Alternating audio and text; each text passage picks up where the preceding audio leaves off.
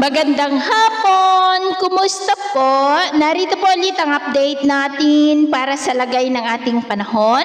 Ngayong hapon po ng August 30, 2025. Sa ngayon po ay habagat pa rin ang patuloy na nakakaapekto sa kanluran po ng Luzon, habang sa silangan ng ating bansa ay may dalawang sama ng panahon pa rin nating binabantayan na tinawag po na Invest 94 at 95W.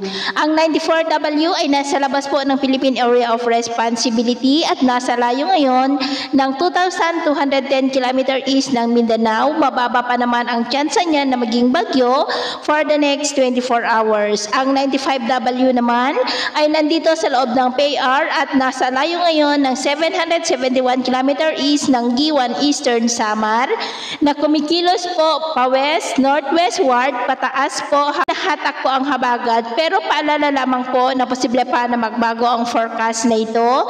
Kaya patuloy po tayong mag-antabay sa mga susunod po na updates. At ito naman ay pinapakita ng forecast model na ating ginagamit hanggang po sa susunod na 2 linggo. At sa lagay ng ating panahon ngayong hapon, dahil sa habagat, localized thunderstorm at trough ng LPA ay maulap ang kalangitan with isolated rain sa ilang bahagi ng Cagayan Valley, Cordillera, Ilocos Region, Central Luzon, Metro Manila, Calabarzon, Mimaropa, Bicol Region, Panay Island, Negros, Cebu, Bohol, Leyte, Samar Provinces, Zamboanga Peninsula, Northern Mindanao, Caraga, Davao Region, Sorsogon at Tawi-Tawi.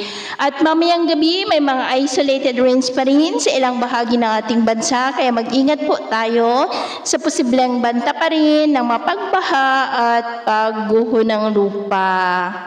At sa atin naman pong mga baybayin, wala po tayong nakataas na namang gale warning signals, pero bayong pag-iingat lamang po kung papalaot tayo para mas makaiwas sa mga sakunang pangkaragatan. So, ito po ng latest update natin sa araw na ito. Takbo mo din si James na nagsasabing sa kahit na pagsubok po na darating sa ating buhay, huwag po tayong mawawalan ng pag-asa. Thank you and God bless!